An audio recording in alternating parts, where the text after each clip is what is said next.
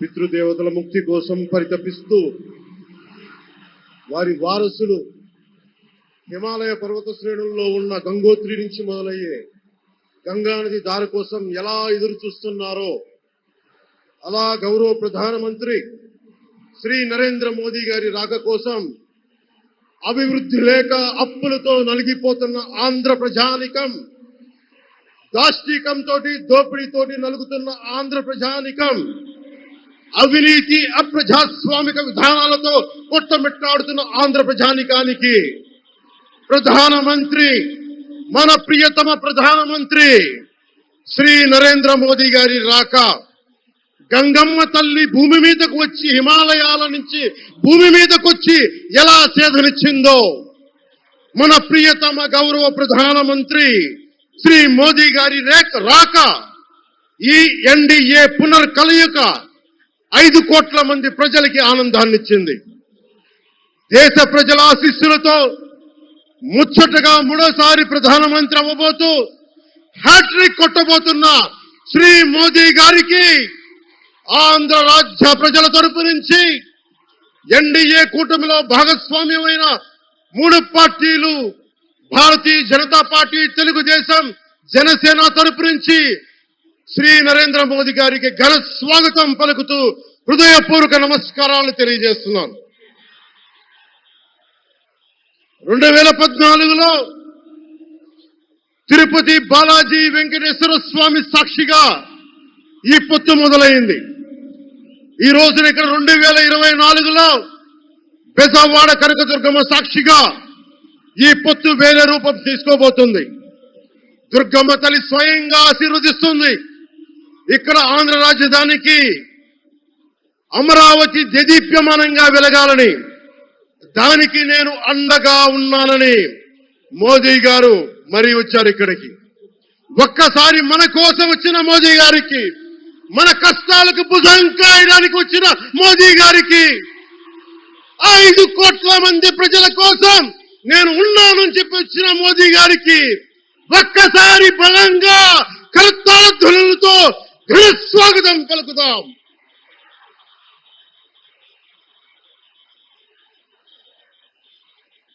(2014) తిరుపతి బాలాజీ ఆశీస్సులతో ఎన్డీఏ విజయాన్ని సాధించింది, ప్రభుత్వాన్ని స్థాపించింది. 2024లో దుర్గమ్మ తల్లి ఆశీస్సులతో మొదలు పెడుతున్నాం. అంతకు మించిన ఘన విజయం సాధిస్తున్నాం. ఎన్డీఏ ప్రభుత్వాన్ని స్థాపిస్తున్నాం. బిడ్డలకి అండగా ఉండే దుర్గమ్మ తల్లి అయ్య కంటే ఒక ముద్ద ఎక్కువే పడద్ది. అలాంటి తల్లి ఆశీస్సులతోటి మన ప్రభుత్వాన్ని స్థాపించే దిశగా వెళ్తున్నాం. మోదీ గారు డిజిటల్ భారత్ అన్న నేపథ్యంలో దేశాన్ని మొత్తం తీసుకెళ్తా ఉంటే ఇక్కడున్న వైసీపీ ప్రభుత్వం అధికారికంగా ప్రతి చోట క్యాష్ ఎకానమీ అయిపోయింది. దేశాన్ని డిజిటలైజ్ చేద్దాం, కరప్షన్ తగ్గిద్దాం, బ్లాక్ మనీని తగ్గిద్దామంటే ఆంధ్ర రాష్ట్రంలో మటుకు బ్లాక్ మనీ ఎక్కువైపోయింది. ఉదాహరణకి సారా తీసుకుంటే, ఏరక్ వ్యాపారమే తీసుకుంటే, సంపూర్ణ మద్యపాన నిషేధం అని చెప్పి వచ్చిన వ్యక్తి ఈ రోజున మద్యాన్ని సారా ముఖ్యమంత్రి కాదతను, ఒక సారా వ్యాపారి అతను. ఈ రోజున 1,13,580 కోట్ల రూపాయలు 5 సంవత్సరాల్లో అఫీషియల్ గా అన్అఫీషియల్ గా సేల్స్ అది పెట్టారు. కానీ దాన్ని అండర్ రిపోర్ట్ చేస్తూ 84,050 కోట్ల మటుకు చూపించారని చెప్తా ఉన్నారు. ఈ రోజున కేంద్ర ప్రభుత్వానికి కానీ భారతదేశపు ఎక్స్చెక్కర్ కానీ 10,000 కోట్ల రూపాయల జీఎస్టీ ఎవేషన్ జరిగింది. అలాగే ఇసుక దోపిడీ, జేపీ వెంచర్స్ పేరు మీద ఆ బినామీలు ఎవరో తెలుసు, ఆ 5 మంది. ఆ ఎలక్ట్రికల్ లైట్స్ అన్ని ఉన్నాయి, ఎలక్ట్రికల్ కనెక్షన్స్ ఉన్నాయి. దయచేసి మీ ప్రాణాల మీద ప్రధానమంత్రి గారు ఎప్పుడు ప్రోటోకాల్ బ్రేక్ చేసి మరి మీకోసం వచ్చారు. దయచేసి వాటి మీదకి ఎక్కకండి. సభ సజావుగా జరగాలి, మీరు క్షేమంగా ఇంటికి వెళ్లాలని ప్రధానమంత్రి మోదీ గారు కోరుకుంటూ మరి సభ కంటే ముందు వచ్చారు ఆయన. ఆయన మాట్లాడే సమయం కంటే కూడా ముందు వచ్చారు మీకోసం. దయచేసి బాబు మీరు కూడా దిగిపోయిన అక్కడి నుంచి,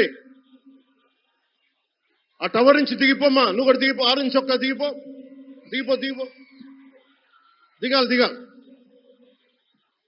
దయచేసి కింద ఉన్న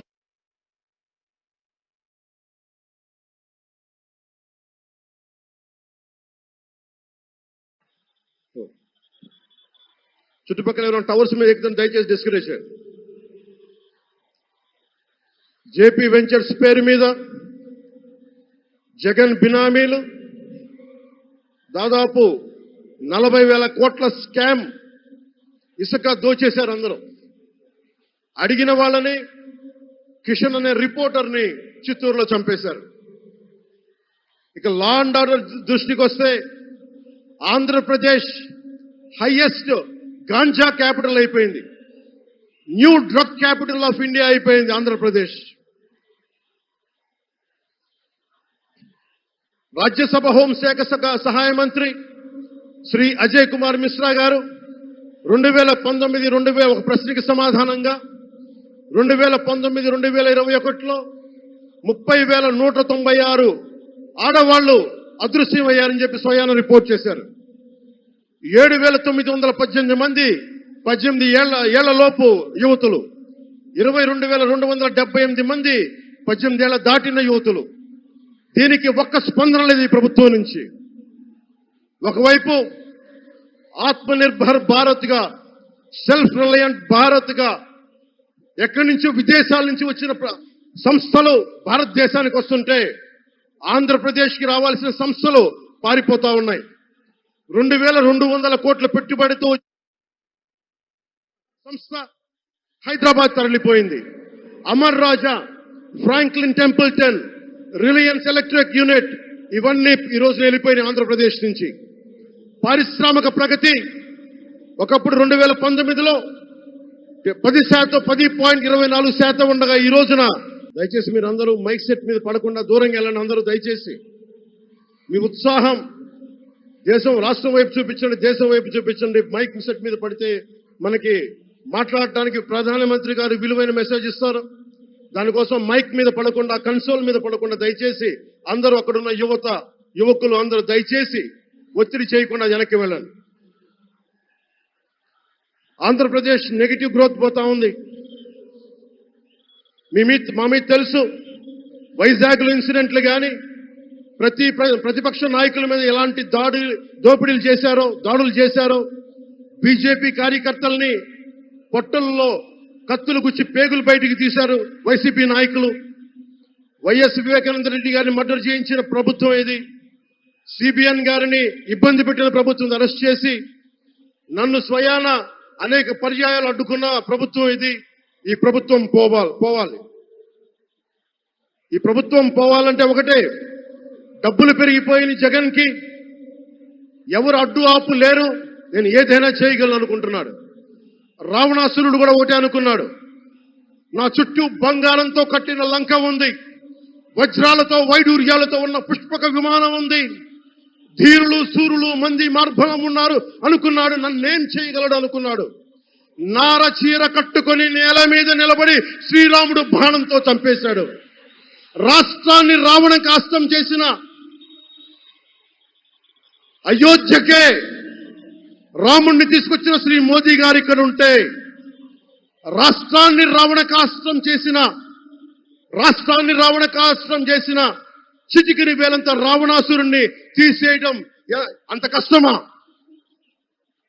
నేను తాడేపల్లిగూడెం సభలోనే చెప్పాను, ఇక్కడ నుండి నేను దేవదత్తం పూరిస్తున్నాను అని.